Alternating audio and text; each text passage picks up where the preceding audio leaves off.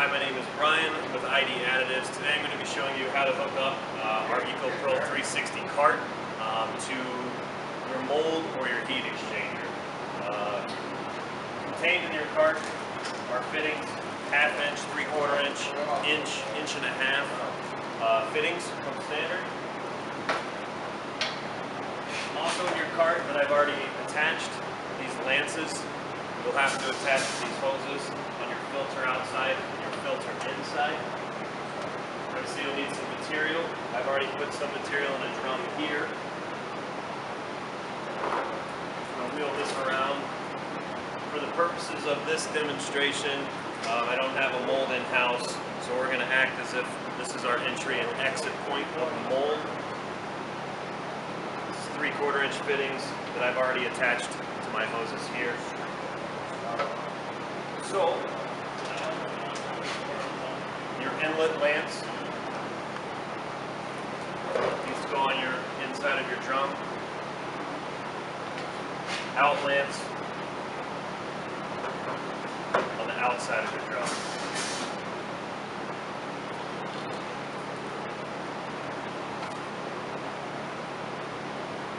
An air hose, I recommend before actually starting the pump that you blow out any water that's contained within your heat exchanger or your mold line.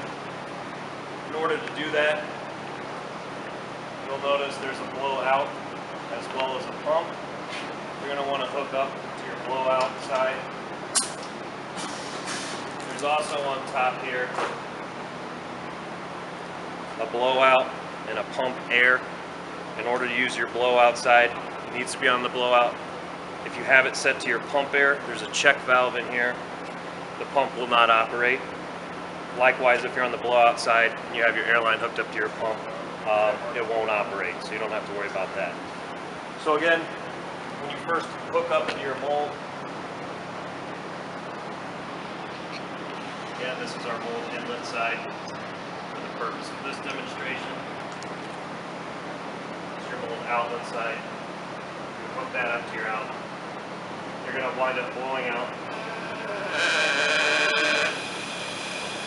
Slowly turn the blowout control. You want to get all the condensation out of your heat exchanger or mold.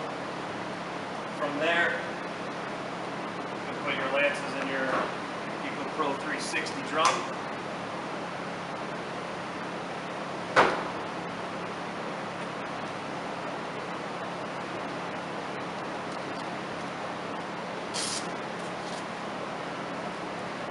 A couple other things that I'd like to show you.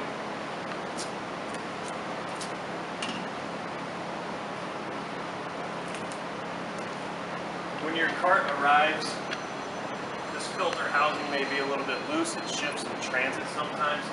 Include a wrench, so you want to be sure to tighten that down as best you can. Other points that sometimes leak after transit are the connections to the filter housing itself. So these 2 points, at this point, when you start flushing first, you're going to want to do it slowly. That way you can check any leaks before you really start pumping. With that said, after you've blown out your condensation, we're ready to hook up into the mold. Again, acting as if this is your inlet side to your heat exchanger or your pumping lines.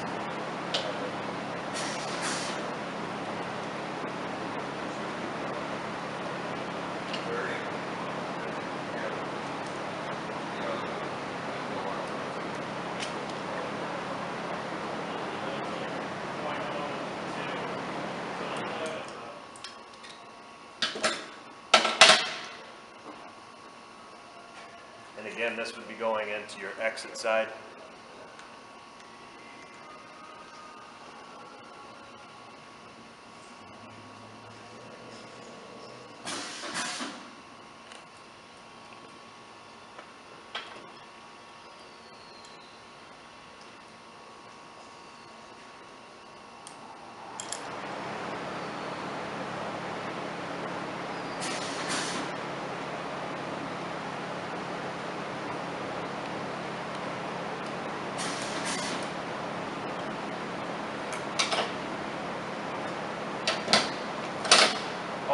steps that I'm mentioning are also in the manual that come included with the cart on all the proper steps corresponding labels on the cart. So with that, now that we're hooked up into our mold, we're ready to start flushing. We'll move our air line over to our pump side. Again, with the check valve on top, we need to move it over to pump air. If you start, it's not going to work. We move over to pump. This is where we slowly increase using this flow valve control. Start up nice and slow.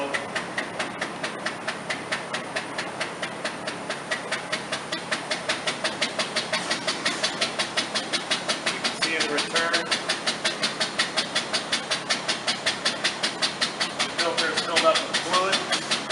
There is a bypass on top when we back flush with water. In order to bypass the filter, we would turn this perpendicular to the top of the housing unit.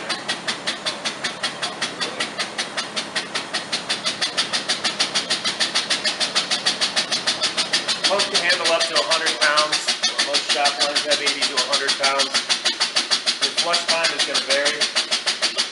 I typically do not exceed 1 hour of flushing time at all. The exception would be if you have large molds. For example, I've flushed out a pallet mold where there's just too much line to go through. You might want to flush larger size mold in quadrants. Maybe do half on one side, half on the other, because what happens is all the calcium line scale and rust that gets broken loose, there's not enough pressure behind this pump to travel 100 feet to really knock everything out. So I recommend maybe a half hour to 45 on one side, disconnecting and reconnecting your entry and exit points, and doing another flush for another half hour or so. But traditionally, you should be flushing between 30 and 60 minutes of time. So with that, that's how you start your flushing. When you're ready to wind down, just turn your pump off. And then this is the point where you would need a 5-gallon bucket of water on the side in order to back flush with water. You bring your inlet lance out, and let that drain back in. You would put this in your 5-gallon bucket of water. And for the purpose of this demonstration, there is water in here. So we're going to leave that in there.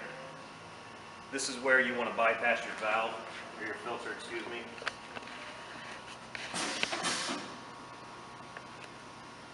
And then you're ready to flush with water. You do not want to be flushing water back into your EcoPro drum. Water dilutes the material.